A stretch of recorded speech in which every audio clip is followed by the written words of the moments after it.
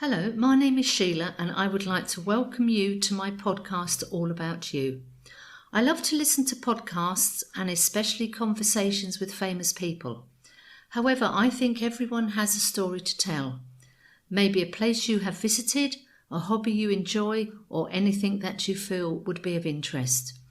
I want to have conversations with lots of different people and hear their stories. So if you have a story to tell, please contact me on my email, allaboutyoupodcast@yahoo.com.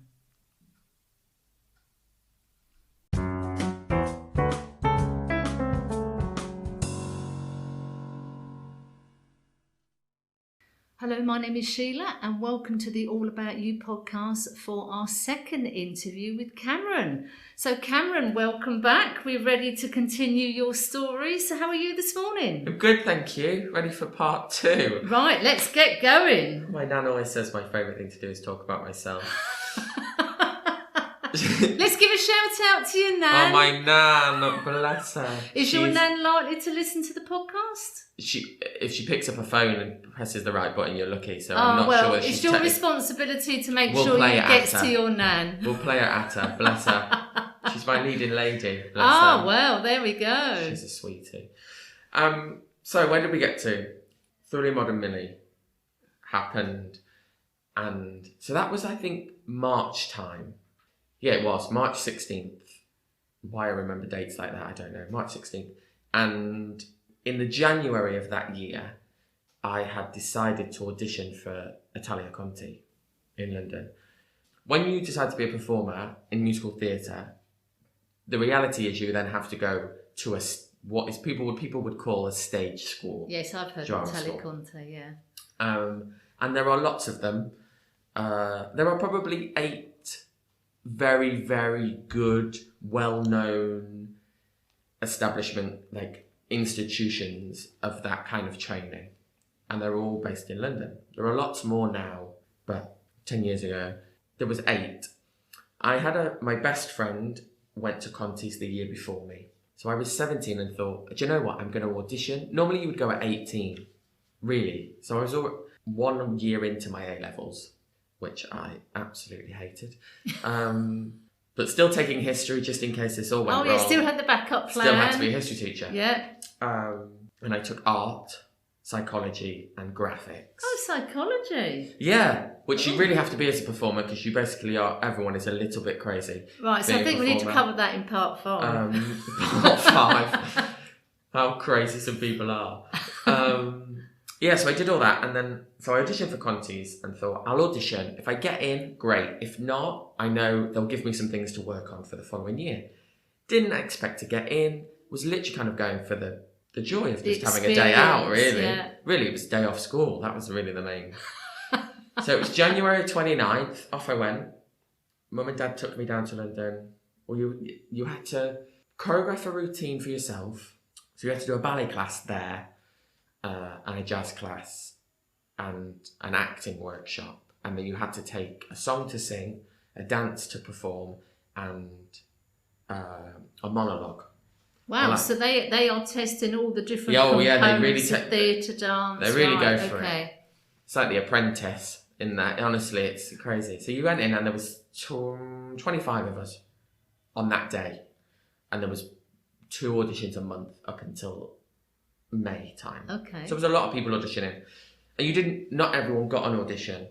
You had to send in an application form that took just getting through the application was like a novel. People will fall by the wayside, right? I think Dickens wrote Oliver quicker than I wrote that information because it was so long. Have you still got it?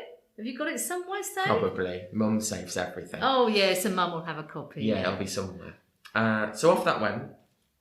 And off I went on January. I had everything with me, all my CDs and sheet music, and it was something I'd never really done. I'm not an actor. My best friend is listening. She will be laughing at me now because I'm really not an actor, and we've tried numerous times, and it's never gone well. So in I went. I danced my routine to "She's Like the Wind" from Dirty Dancing. Oh right. I sang "Corner of the Sky" from Pippin. And I did a monologue from a play called The Entertainer, which actually, looking back now, I can't believe I did it, because the part, I was, 16, 17. The part is written for a 45-year-old man. Right, I so I don't know should be why looking I this thought, up on YouTube when I do get not home. why I thought that would be a good... Did you have anyone advising you on your pieces for I had a your really audition? good... So, my dance teacher helped me with my solo. Okay. But I didn't have a singing teacher, and I had a really good music teacher at school who said, I think you do this really well. Okay. So I took Corner of the Sky, and I took another song called I'd Rather Be Sailing, which was from a new musical at the time called A New Brain. If you ever have a chance to listen to Pippin or A New Brain, listen, they're lovely scores of music. So I took both of those, and he helped me at school in my music lessons. But the acting, I didn't really have anyone. And then a good friend of mine, Dave, he said, I'll help you with a bit. He was a director of the Jam. Oh, right. But I wasn't an actor. I was so worried about I just wasn't an actor. But I must have done something right, because I got in. Oh my God. So how did you know? You sort of did all the audition, everything was all okay? And the audition was so long. We arrived at 9, and I don't think I left till 6:30. So very long day. In the school. So you audition obviously in the school, and you have an interview with the principal. I can't believe I did it really. In this interview, they ask you, where else are you thinking of going? Blah, blah, blah, blah. What, as in other schools? Other schools. No. And I thought, being the person I am, I thought, that's an interesting question. Because I hadn't auditioned at any other school, and I really wanted to go to Conti's. So I said to her, oh yeah, I'm auditioning for Lanes, a couple of other schools, okay. and I've had an offer from one of these other schools. Right. I hadn't. I think this is called blagging it, isn't it? Blagging it. I have a degree in blag. I often say that. What do they call it? They say fake it till you make it. Yeah. So I basically said to her, I've been offered a place, but I'd quite like to go here. And that was it. I think she must have thought, oh, hang on a minute. Because they do. Obviously, everyone wants the best. Exactly. So, and I left thinking, I hope she doesn't know the person who works at Lanes. Oh, yeah, because she could have picked up the phone. They all know each other. Oh, I should imagine, And I thought this could backfire horribly. Luckily, it didn't. And I got a letter to say, you've been accepted onto the course. Oh, my God. The course at Atelier Conti is £60,000 for 3 years. Money that we did not I mean, have. that's a lot no of one money, has as a family. Stop. No. Not when you have a twin sister at the same age who is doing things as well. So then the government, they still do, but not in the same amount. The government offered Dardas, a dance and drama award, which basically paid for your training. So that didn't cover rent, living in London, any of that. Literally just covered the course fees. And Atelier Conti is based in Barbican in London, which is just around the corner from St Paul's Cathedral. Oh, right, yes, a very nice, expensive very part of area, London. Very expensive part to live in. So, but the Dard, you didn't find out if you got a Dada for weeks. So you got your place. Have you got a Dada? You got your place, and you had to accept your place. Right. And then you had to wait for weeks to see, once all the auditions had finished, to see if you got a... And see what plan B is if you haven't got the Dada, where you're going to get the 60,000. What family silver are you going to sell? Right. Plan B was, you can't go. Oh my God. And we'd had that conversation. I'd said to Dad, I was quite a grown-up 17-year-old, and we'd sat and said, if this Dad doesn't happen, I'm not going. I'm not going to put all this family under this massive strain. It's not worth it. I'll go in next year and I'll keep auditioning until I get... Which must have been very difficult for you, but obviously... And very difficult for my parents, because they knew how much I wanted it. So weeks went by and I kind of forgot about it. I did thought about a million, everything was great. Come home one day from school, and I must have come home from dance because I went straight in the bath because my body was just starting to die on me slowly, as it still is now, 10 years later. And my dad knocked on the door and said, hey, we've just got a letter from Conti's. Oh my God. Can I open it? I said, yeah, you open it, I don't want to see it. So I got out of the bath and came outside, and he said, it's not great news. Oh my God. I said, well, okay, it's fine, Dad, doesn't matter, I'll audition next year. He said, no, you're going with a Dada. Oh my God. It's not great news for me, because now I've got to find the rent. Wow, so you got your place in the school, and you got the Dada, and now we have to work out how you're going to live. How we're going to do and all that stuff. But, so... This was probably the April, May. So we had the summer. So off I went. In Skegness, there are a lot, like Butlins. So obviously Love Skegness Butlins. is very famous for a holiday site called Butlins in the UK. If you've ever watched Heidi High, it's exactly like that. Heidi Exactly. High. And so across Skegness and the surrounding towns and villages, there are lots of fairgrounds that have entertainment. So I got a job in one of those. I created their shows and sang. So I did that all summer. I worked eight shows a week, 7 nights a week. God. In this bar that really no one cared what I was doing. They were just there to drink. We were just there to... It was a horrendous summer. They kept firing people left, right and centre. By the end of the season, there was only 3 of us left. Oh my God. It was, but I banked quite a lot of money. And I was also working at a coffee shop as well. So I was doing as much work as I could to save myself. I knew once I got to London, I was going to have to find a job as well. So off I went, September. Taking in mind, I'd never been away from home for a long time. This was like moving to London. From Skegness is the tiniest little town where everyone knows each other. And I always used to think I was a bit like Belle in Beauty and the Beast, you know? She's in that little village and everyone thinks she's crazy. And I was moving to this massive city that... Yeah, moving up to... And I didn't know anyone. Big city. Funny enough, out of the 25 people in my audition that day, 20 of us got a place. Oh my God. So I knew, when I arrived, at least I knew some people. Yeah. And you talk to people along the way, running up to it. So my dad, bless him, was a mess before me leaving. He really struggled. I just find him wandering around the garden, just... So you've got a good relationship with all your family? Yeah, well, incredible. And my sister is you my... leaving home? Yeah, my twin is my best friend. Oh. I was born with my best friend. She is still my best friend. Oh. She will be my best friend until the day we're no longer here. She is just incredible. Oh. And so she didn't want me to leave. My mum was trying to hold it together because everyone knew I had to go, but yeah, I was going. And I was quite a grown-up 17-year-old, but I wasn't particularly independent. I was going to have to do my own washing and cooking. And, oh my God, no more cleaning. hotel mama. It was like, So my mum, I think, was worrying, he's not going to eat for 4 weeks. My dad's worrying, God, what are we going to have to pay for? And yeah. So off we went, they dropped me, and I lived in a YMCA. Let me tell you, it's not fun to stay at a YMCA. Oh, it's not like the song then? No, the song lied. Okay.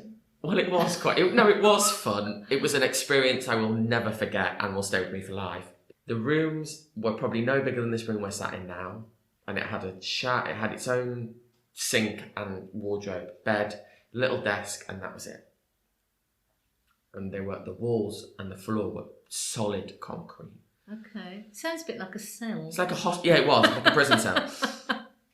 But luckily, it was over the road from Italia Conti, and most of my year was staying there. So it's location with your new tribe. So literally, this whole floor, the 12th floor, the 12th and the 8th floor, were just filled with Conti students. Wow. So I suppose it was like being in a uni hall dorm. Yeah, absolutely.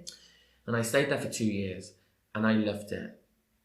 And off I went into Conti's, and in the summer we went for an evaluation day where they put you in they put you in jazz 1, 2, 3 or 4, right, yeah. Singing 1, 2, 3 or 4, ballet 1, 2, 3, 4, tap, whether you can tap or what I call spack tap, because no one can tap. You look like a penguin trying to run, which I went into straight away. And you arrive on the first day, and you have this big speech where you're basically told, I felt like I was in Fame. You're basically told, if you don't work hard, you're out. Yeah. If you don't come in on time, you're out. All of these things. Yeah. So a nice, encouraging, motivating speech to start off. You realise within about 2 weeks that none of that is actually true. Oh, right. They're just trying to scare you. But it sounds good. Yeah, and you feel really like, yes! Yeah, we can do this. And then they give you your timetable. I'd been put in Jazz 1, great.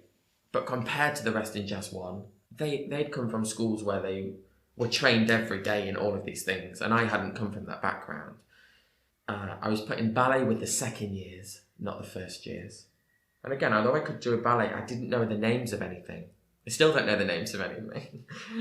So he'd say, "Oh, do this," and I'd just look at him like, what? What do you want me to do? I'm so confused. Trouble is, it's all in French as well, it's isn't it? all in French. So, yeah. So I'm not very good at English. I don't know French. But it was amazing. So I spent 3 years there. My first year was really difficult. I just didn't think I deserved to be there. I remember texting my dance teacher saying, I'm just not as good as everyone else here. I think I should have waited. So you're comparing yourself to everybody that's been in these more sort of professional kind of situations. Schools, and the talent in that year was insane. It was dancers especially. I'll never work with some of the dancers I had in that class. They were incredible. And I had that really tough first year of just feeling I shouldn't be there. The end of my first year, the school turned 100. The concert had been open 100 years. And they decided to have this big centenary show. And normally, at the end of year show, first years would do one number, second years would do a musical, third years would do, and that's just how it was. This year they decided that they were going to pick 4 musicals and everyone through the school would audition. So it meant that our first year could end up playing the lead in the third year section or... So it really was going to be an extravaganza. It really was an extravaganza, yeah. We had Bonnie Langford in it. Oh my God, I was she went to Bonnie Langford. Because Bonnie Langford went to Conti's. It was one of the most random experiences of my life, really. And I auditioned and I was picked, strangely, you won't believe this knowing me, Sheila, but I was picked to play the lead in American Idiot. Well, American Idiot is the musical based on Green Day, the rock band. Okay. Well, none of you can see me, but if you saw me, I'm currently wearing dungarees and a rainbow top. I am not a rocker in any way, shape or form. Yeah, there's definitely no studs. There's no rock. Hardcore leather here. No, definitely not. Rock is not an adjective you would use to describe me. So I thought, oh my God, I had to learn the guitar, to play the guitar live, and I really worked at it. And it was the first time I thought, oh my God, maybe I am actually all right, because I've beat the rest of the school here. Yeah, that must have been an amazing moment when... Yeah, it was. It was one of those real, oh... Are you sure they've got the right name type moments? Yeah, you sure you've got the right name? Yeah. What, me? There must be 2 Camerons. Yeah, you think me, really? Because then I wasn't known as a singer either. I was Cameron the dancer. And everyone was like, just sing it. Because it was a big singing role. So off I went, and before I opened, the director at the time said to me, if you mess this up, I'm sending on your understudy in the middle of the section. Oh my God. So the opening scene, I was flown on a wheelie bed with no trousers on, my pants and no trousers. It's a long story, we won't go there, because that could be part 5, 9, 10, 11. Swung around, and as the bed was spinning, I had to try and pull my jeans up, jump off and sing, don't want to be an American idiot. Well, in the dress rehearsal, it'd all gone wrong. I nearly fell off the bed, I didn't come in at the right time, and she'd sat me down basically before we opened that night and said, if you don't get this right, your understudy is going on for the second song. So, hardly motivation. Yeah, confidence shattered. Yeah, gone. Absolutely. Done. Did it, went home for the summer and really thought to myself, I don't know if I can do this. I don't know if I'm built for that. But thought, no, off I go. Second year. In I go. And I had some incredible teachers at Conti's. You're all wonderful. I won't mention you all because there's far too many of you. But they're incredible. And one of them, I still would class as he's like my dad in a way. Gregory Apostolides. Oh, that's a great name. He's Greek and South African. Oh, wow. He was a contemporary teacher. He was also a course director. And you don't get him in the first year, but you get in the second year. So off I went into these classes in the second year. And second year is the hardest year of training. And we got Mr. A. We called him Mr. A. We didn't call him... Because no one can pronounce his name. Because if you said his whole name, you'd be there for weeks trying to get the sentence out. And he... we just clicked immediately. And he decided... Second year was really hard. I had injuries. I ripped my hamstring. I was injured quite a lot. And in my end of my year show, he choreographed again. This number made me the lead of his number. I'd ripped my abductor muscle in my leg, and he sent me to physio. I couldn't afford to pay for physio, and he paid for my physio for me. Oh my God. He was amazing. He was absolutely incredible. So he obviously saw something and he was like, right, we're going to run with this. I'm going to encourage it. And I probably still then I didn't see it. It's been a career-long thing of not seeing what other people see. So that was first and second year. I made some friends. I felt there was times where I felt I shouldn't have been there. There was times I felt quite lonely in London. There was times that it was incredible to be in the city around theatre and people. And then my third year came. Third year is the big year. You're going to leave, you need an agent, you have your showcase, you have your musicals, you have all these things. And the third year starts with, you either pick the dance course, the acting course, or the singing course. And you go back 3 weeks early, and at the first week, second week of term, you put on this production in one of them. So the actors do a Shakespeare, the singers do this big, vocal, glee type show. Oh, right, yeah. And the dancers put on a full dance show. Obviously, I went to do the dance one, and Mr. A choreographed something called Cinderella Man, which was basically Cinderella, but with a male Cinderella and a female princess. And he cast me as Cinderella. Still to this day, it is one of the most incredible, favourite things I have ever done, ever, and will always be one of the greatest things I've ever done. To be part of that creative thing of it was amazing. So we did that, and during all that, we had lots of chats. There was only 13 in the cast, and Mr. A was our kind of course leader of the dance company. So we had lots of chats, and we'd sit and talk. And I'd mentioned a few times that I wanted to be a choreographer, and I wanted to do this, and I wanted to do that. And more by my third year, I was realising I wanted to be a creative and not a performer as such. So something else is I started to realise, I know I really love this performing, this creating thing, rather than this performing thing. Yeah. Mm-hmm. I also knew I had lots of weaknesses as a performer. My legs don't kick my face. I can't do the splits. I wasn't very flexible.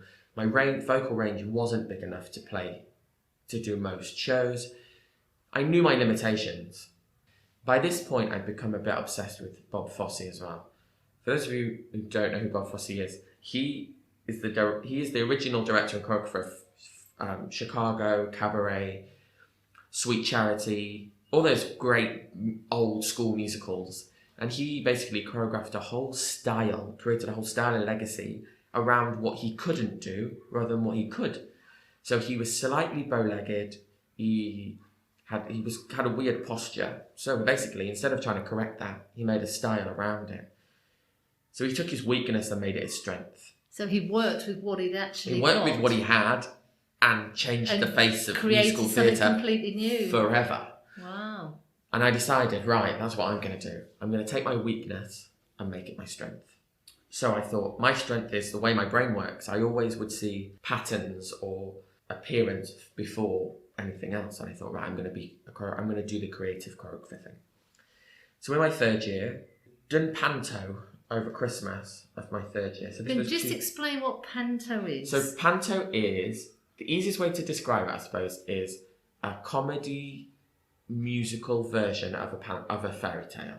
Right, okay. For those in the UK, they're a real tradition. Every theatre across the UK has them. And it's Christmas, it's Panto. Christmas is Panto.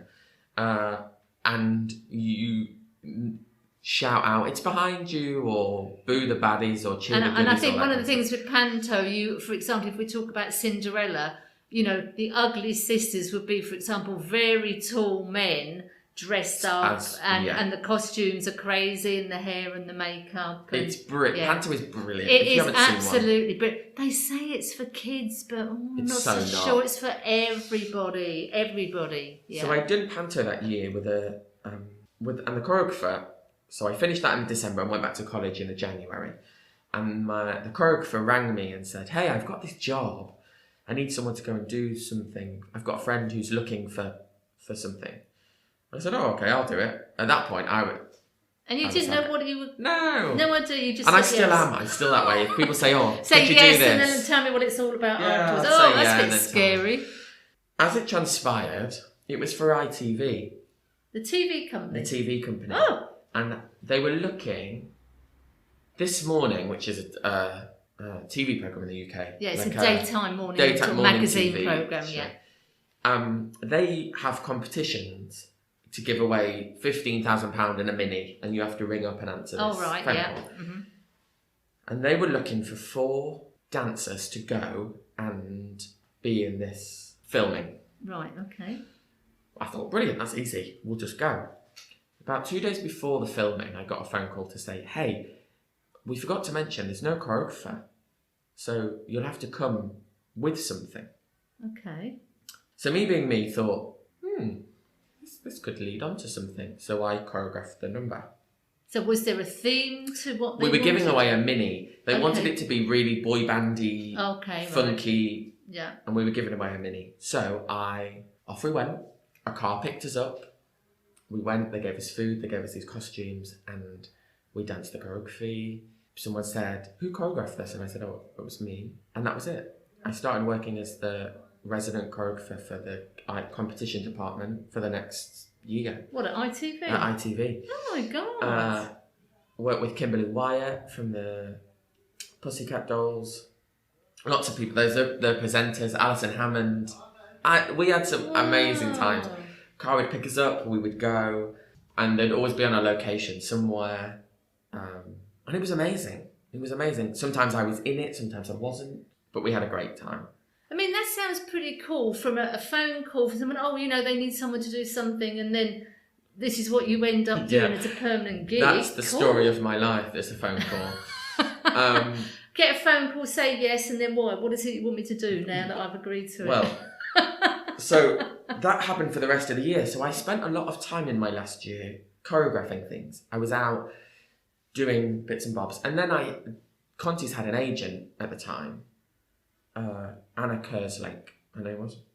Wonderful agent, wonderful agent. Because she knew what she wanted and she was going to get it. Right. So I was doing all this and she would get phone calls for different things, or things had come up and she'd suggest people. And the one show again is another TV program, but at night that interviews celebrities. Or the BBC television studios were closing in Shepherd's Bush, and they wanted to reenact the Roy Castle tap number. So back in so Roy Castle, I mean, he's no longer with us now, but he was an incredible entertainer, wasn't he? And he did at some point a big tap world record in the BBC television centre. Oh, right, for the Guinness and they were all Records? and they were all outside and they all tapped and they were going to recreate that. Arlene Phillips was choreographing. Arlene Phillips is I think Strictly Come Dancing judge, but judge now. Yeah. She choreographed Starlight and Grease and We Will Rock You. There's some lonely stories about Arlene Phillips, we won't go there. Part 5. Part 9.2. And she was choreographer, and the one show were ringing around all the drama schools to get people to do it. My agent, being so wonderful, said, I've got someone here that Arlene Phillips should have as an assistant on this job. At this time, my agent didn't know I can't tap. So I can't tap. I'm awful. It's not just being modern, I actually can't tap. And it was a tap job. Anyway, the one show, the woman who was contacting didn't really know what was going on, didn't know dance or the world or any of it. So she said, Arlene Phillips is bringing some of her own assistants, but we could really do with an assistant that runs between the two. So off I went.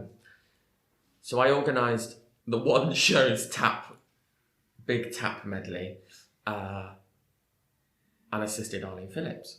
Oh my God. I had a ripped hamstring at the time. That's big, people, that's big. I had a ripped hamstring at the time, so that got me out of tapping. Oh, right, yeah. So I was actually you didn't want to be tapping anyway. No. So I was like, oh, this is brilliant. I've ripped my hamstring, but that means I can't dance. So she'll never know I can't. Very cleverly took 10 people with me who are some of the best tappers I've ever seen, who then stood at the front and talked for me. Boom, sorted. Wow. Blag.com. Blag it, fake it till you make it. And that was wonderful. That was great. And lots of other little opportunities came up along the way, things like that. I did something for Born Free, the Animal Rights Foundation, Adidas's summer launch, all while I was in my third year. Deciding by the end of this, okay, I definitely want to be a choreographer director rather than a performer. But you have to be a performer to be a good choreographer. You have to work with people. And I remember in my last term, I had a teacher called Jane Draper, an incredible jazz teacher, but just an all-round wonderful woman who kind of kept me going. And she said, what do you want to do most? What do you most want to do? And I said, I want to be in Chicago the musical and I want to choreograph on the West End. And when I've done that, I'm done. And she said, that doesn't sound like a very long career, Cameron. I said, I know, but they're kind of the things I really want to do. So you had a bit of a bucket list by this point, didn't Yeah, you? and I think every performer does. They want to be in certain Yeah. things. I'd signed with a pretty good agent at the time, and then we graduated. And all of a sudden, 3 years had gone. And I'd had such an amazing 3 years. I'd worked with some incredible choreographers and people, and it was over. We were graduated. We were out in the big wide world to kind of do what we could do ourselves. Find a job, pay taxes. Find a job. You were out in the big wide world with no help, nothing. And my dad had always said, once you graduate, that's if you choose to stay in London, then we don't pay your rent anymore. Yeah. That's your so job. you're having to get into adulting then. So I had to be an adult. Yeah. And that was it. We were out in the big wide world, auditioning, and you obviously graduate just before summer. So I went home for the summer, ready to Take get on the world. back in September.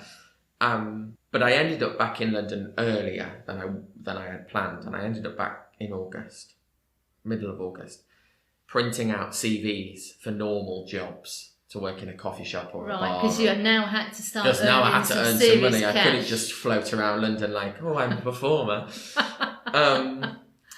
And I went in, talking about phone calls.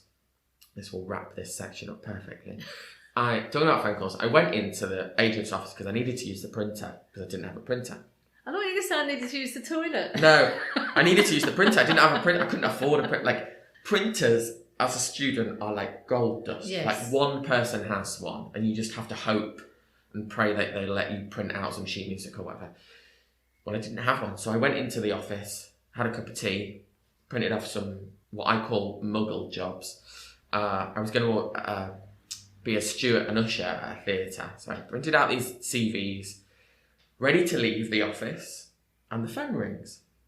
And it's a friend of Anna's, a woman called Carol Harrison, who was in Eastenders.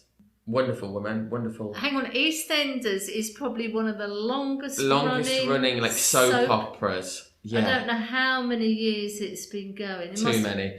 20, well, yeah, my husband said so. It's got to be probably 20 plus. But over that. In the UK, easily. we have Coronation Street and Eastenders, and they have both been going for forever. years and years and years. And she was in that in the early 2000s, end of the 90s. And she was her character was quite big. And she was writing and producing a musical about the Small Faces, which were a mod band in the 60s. Yeah. With Steve Marriott, and they were doing a small production of it in Brighton on August Bank Holiday. So a week from this phone call. And she rang Anna to say, do you have any dancers? Because we just want some dancing inside. And Anna, being the wonderful agent she was, and she wasn't even my agent anymore, I had a new agent, said, funny enough, I've got a choreographer sat opposite me. You'll need one of those as well. Wow. And before we knew it, I was in the back of a black taxi, being sent a script to my phone, and I was off to a rehearsal room. Little did I know that would become one of the greatest achievements of my career, from that little phone call. But if I hadn't have been in the office and I hadn't have been printed and that phone hadn't rang at that time, it would have been very different. But yeah, that phone call changed the course of my career. So the stars aligned, being in Seriously the right place aligned. at the right time, which I totally believe in, being in the right place Fate. at the right time. Yeah, fate handed me a little... Call it whatever you will, yeah. And there it was. And that changed the course of my career from there on. Right, so I think... Which is part 3, 4, 9, 5, 7 and 2. Yes, I think that's a good place to round that Well, story. I just cannot believe the journey you have taken us on in parts 1 and 2. I mean, it's just absolutely incredible. I mean, we've only known each other since September. Yeah. I knew you because I came along to one of your disco fit classes, which was actually held in the riverbed here in Valencia. Because the weather's so good, Cameron can do classes outside. Went to the disco fit, absolutely loved it, and said, "Oh, really enjoyed the class. You can do anything else?" And he said, "Oh, I'm thinking about doing ballet." Oh my God, ballet! So that will be coming up in a future episode. But Cameron, can I just say, I have had such a good time this morning. It is so interesting. You are a brilliant storyteller. And thank you so much for your time and being a guest on the All About You podcast. No, thank you for having me. It's nice to relive all these stories. Well, I just love hearing about them. I mean, my mum, when I was very young, she worked in a theatre, so I spent a lot of my time in dressing rooms, painting scenery, watching rehearsals, being in the audience for dress rehearsals. So I've got a great love for the theatre. And to hear your journey from the age of like 5, and yes, there is more to come, is an absolute dream for me. So thank you so much. Thank you for letting me tell them. No, absolutely wonderful. And there's Hold more on to for come. More part to 3 come. to 24. Thank you, Cameron.